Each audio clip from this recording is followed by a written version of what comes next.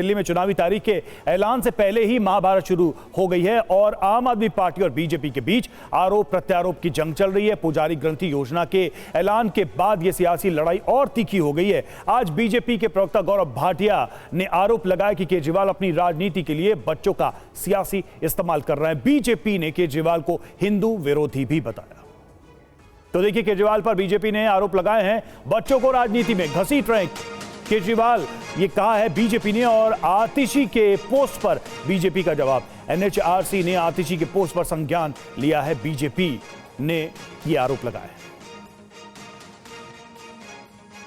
5 फरवरी 2024 को election commission of India की guidelines आई कि कोई भी राजनीति में बच्चों का कोई वक्तव्य, उनकी उपस्थिति, उनके द्वारा राजनीतिक बयान देना, इस तरह की गतिविधि नहीं होनी चाहिए।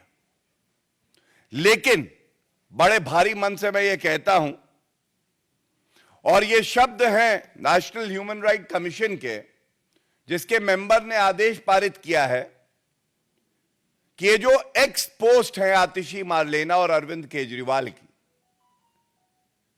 बच्चों को राजनीति में घसीटते हुए, उनका दुरुपयोग करके उनके भविष्य को अंधकारमय कर देने का यह कृत्य स्वीकारा नहीं जाएगा और तुरंत इस एक्स पोस्ट को हटाया जाए।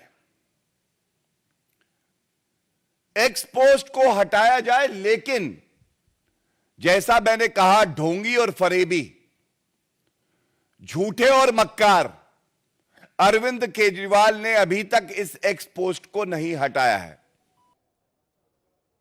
और इस वक्त संदीप दीक्षित एक प्रेस कॉन्फ्रेंस कर रहे हैं, मीडिया से बातचीत कर रहे हैं। आइए देखते हैं क्या कहना है कांग्रेस पार्टी का। सबूत सामने किए, और सबूत क्या थे? वो 360 पेपर की कटिंग थी। ये शायद पहला व्यक्ति होगा जो पेपर की कटिंग को बतौर सबूत प्रस्तुत करता है। मैं एक और इनसे प्रश्न पूछना चाहता हूं। आप लोगों को याद होगा जब कॉमनवेल्थ के खेल हुए थे तो उसके बाद सीएजी की एक रिपोर्ट आई थी। एक रिपोर्ट गई थी भारत सरकार में, जो भारत सरकार की लोकसभा की पब्लिक अकाउंट्स कमेटी को गई थी, और दूसरी रिपोर्ट स्टेट असेंबली में आई थी, जो स्टेट की पब्लिक अकाउंट्स कमेटी को गई थी। उस कमेटी पे बातचीत हुई, वो कमेटी ने अपना काम पूरा नहीं किया, सरकार हट गई। उसके बाद 13 का चुनाव हुआ, फिर 15 का चुनाव हुआ। 67 में से शायद 67 विधायक लेकर ये लोग आए। स्वाभाविक है कि पब्लिक अकाउंट्स कमेटी में जितने सदस्य रहे होंगे, एक आध बीजेपी का छोड़ के बाकी सब आम आदमी पार्टी के रहे होंगे। पूछिए ना इनसे, पब्लिक अकाउंट्स कमेटी दिल्ली सरकार की उस सीएजी रिपोर्ट की रिपोर्ट कहां है? जिस सीएजी की रिपोर्ट, जिस कॉमनवेल्थ की रिपोर्ट पर ये हल्ला करते थे, उसकी एक्शन टेकन रिपोर्ट क्यों नहीं निकाली है दिल्ली सरकार ने? क्यों नहीं उन चीजों पर, उन बातों पर ये बात कहते हैं जिन बात पर ये बार बार इल्जाम लगा रहे थे? अभी 2 या 3 दिन पहले एक चैनल पे इन्हीं के एक वक्ता ने मुझसे कहा कि मेरे बिजनेस इंटरेस्ट है दिल्ली में। मैं आज नहीं, मैं 10 साल से इस पार्टी से कह रहा हूं, हिम्मत हो तो एक सबूत दीजिए ना। और मैं आप लोगों के माध्यम से कहता हूं, मुझे भी न्याय चाहिए, एक सबूत दिखाइए।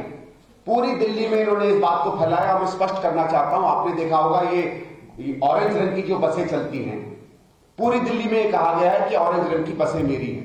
मैंने एक पत्र लिखा आज से 3-4 महीने पहले डिम्स को।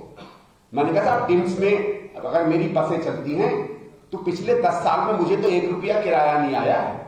या तो मुझे किराया भेज दीजिए या स्पष्ट कर दीजिए बसें किसकी हैं। मेरे पास तो अभी तक डिम्स का जवाब नहीं आया।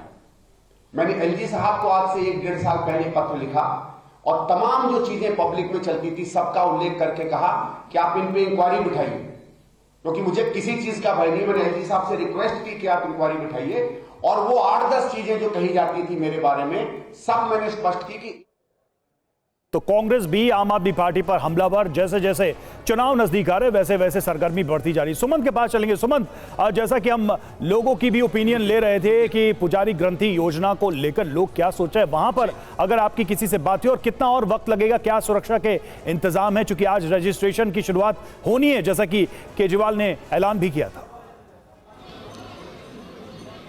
बिल्कुल, देखिए रवि, सुरक्षा के पूरे इंतजाम कर लिए गए हैं। सामने देखिए हनुमान मंदिर परिसर का ये मेन एंट्रेंस है, और ये जो आप पैसेज देख रहे हैं, ये पुलिस ने एक सेफ पैसेज बनाया है जहां से अरविंद केजरीवाल अंदर दाखिल होंगे।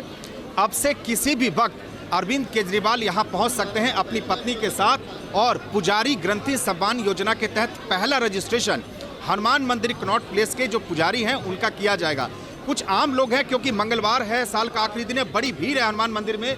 एक सवाल आपसे पूछूं कि अरविंद केजरीवाल ने ऐलान किया कि अब हम पुजारियों और ग्रंथियों को भी 18,000 रुपया महीना देंगे, आप उनके इस ऐलान को कैसे देखते हैं? बहुत अच्छा किया, उन लोगों को कोई नहीं सोचता था और सब लोग दुआ देंगे उनको, हनुमान जी दुआ देंगे। कुछ और लोगों से जल्दी से बात कर लेते हैं। ये पुजारी ग्रंथि योजना के तहत अरविंद केजरीवाल आ रहे हैं, आज यहाँ के पुजारी का रजिस्ट्रेशन होगा, आप सरकार के इस ऐलान को कैसे देखते हैं? देखो जी, अभी तक तो ऐलान देखे हैं दिल्ली सरकार के, उसका कोई हमने वो तो देखा नहीं है कि हाँ भाई कोई काम हो रहा हो या नहीं हो रहा हो। तब जब ऐलान हो रहा है, ऐलान के बाद जब होगा तब देखेंगे कि कुछ हो रहा है कि नहीं हो रहा है। ये तो अभी स्टंट ही लग रहे हैं खाली हमारे को। मैम, आप कैसे देखती हैं? सर क्या कहेंगे आप? Sir, parks and garden scheme का मालियों के से पैसे तो दिए नहीं जाते, माली लोग गरीबी में हैं, उनके पैसे दो पहले फिर बात करें। के लिए जो योजना की शुरुआत अभी अरविंद केजरीवाल कुछ देर में आने वाले हैं, हनुमान मंदिर रजिस्ट्रेशन की शुरुआत होने जा रही है।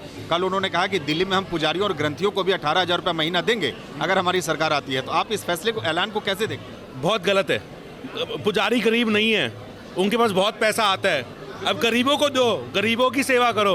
पुजारी के पास बहुत पेट भरा हुआ है। तो आप देख सकते हैं रवि, अलग अलग बिल्कुल अलग अलग राय है सुमन। लेकिन जो लोग हनुमान मंदिर में पहुंच रहे हैं, अब देखना होगा कि जब अरविंद केजरीवाल आते हैं तो फिर वो मीडिया से क्या बातचीत करते हैं।